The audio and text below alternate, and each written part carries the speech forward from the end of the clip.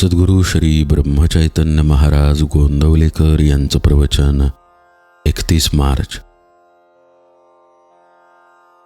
स्वतःला सुधारा की त्या मानाने जग सुधारेलच. आपणच काय ते सर्व करणारे अशी भावना आपण ठेवतो आणि पुढे दुःख वाट्याला आले म्हणजे वाईट वाटून घेतो. ज्याचे फळ आपल्या हाती नसते ते कर्म मी केले असे म्हणण्यात काय पुरुषार्थ आहे. मी भगवंताचे कृत्य भगवंताला अर्पण करतो असे म्हणतो, याचा सुद्धा अभिमान आपल्याला होतो. जगात सात्विक वृत्तीने वागणारे पुष्कळ असतात, पण मी करतो हा अभिमान त्यांचाही सुटत नाही. खरोखर नुसत्या कर्माने परमार्थ साधत नाही. करता मी नाही हे समजले म्हणजे सर्व साधते. नसलेले कर्तेपण आपल्याकडे ओढून घेऊन माणूस सुखी किंवा दुःखी होतो. ज्याच्याकडे कर्तेपण आहे त्याला ते देऊन आपण सुखदुःखातीत राहावे. खोलीतल्या खोलीत जो सुख मानून घेतो तो कैदी खरा सुखात असेल असे आपल्याला वाटते. देहाच्या पलीकडे काही नाही असे मानू लागलो आणि विषयातच सुख पाहू लागलो तर ते त्या कैद्याप्रमाणेच नाही का? पण त्याच्या पलीकडे काही आहे हे त्याला समजले नाही तोपर्यंतच हे सुख वाटेल. एकदा का बाहेरची हवा कैद्याला लागली म्हणजे तो नाही म्हणणार कैदीपणात चांगला म्हणून. त्याचप्रमाणे एकदा भगवंताच्या आनंदाची हवा लागली म्हणजे माणूस नाही विषयात राहणार.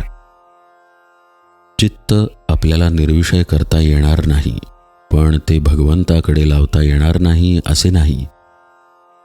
बुजार घोड्याला जसे चुचकारून घेतात तसे मनाला करावे. वृत्ती जिथे पालटायला लागते तिथे सावध राहावे.